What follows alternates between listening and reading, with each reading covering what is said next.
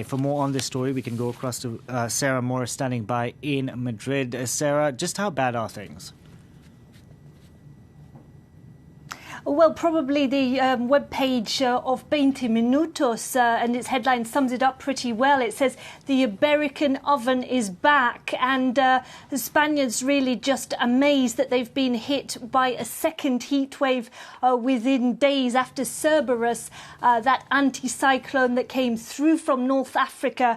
They have now got the Charon, named after that ferryman who transported souls into the underworld. And many people saying it certainly seems aptly named. There's an inferno type feel to the air. The central Spain, where I am in Madrid, 41 degrees expected to touch today.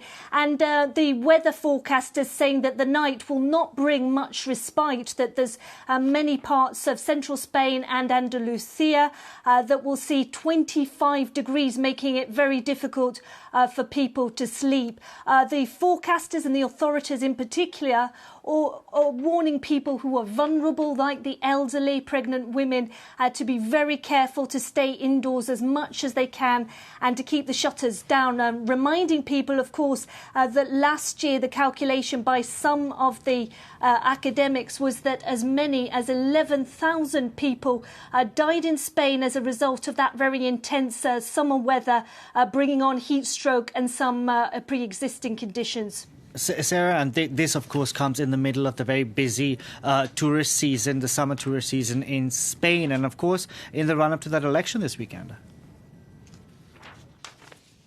That's right. Many tourists saying that they're getting taxis to stay out of walking in the sun because their GPS advises them to do that. And the authorities are worried about the election on Sunday because, of course, the elderly will be asked, as well as anybody else, to go out to vote. They're being told it's best to go in the early hours of the morning when the polls open at 9 o'clock or later on in the evening. And one of the political parties, Suma, actually asking the electoral authorities to consider the possibility of extending the voting hours by another 2 hours to make it easier for vulnerable people. Certainly there'll be lots of water being handed out on Sunday. The forecasters saying that there will be some respite from this heat wave. From Thursday, the temperatures could come down, but they could still be into the 40s in Andalusia. Sarah, thank you very much for that. Sarah Morris reporting there for us.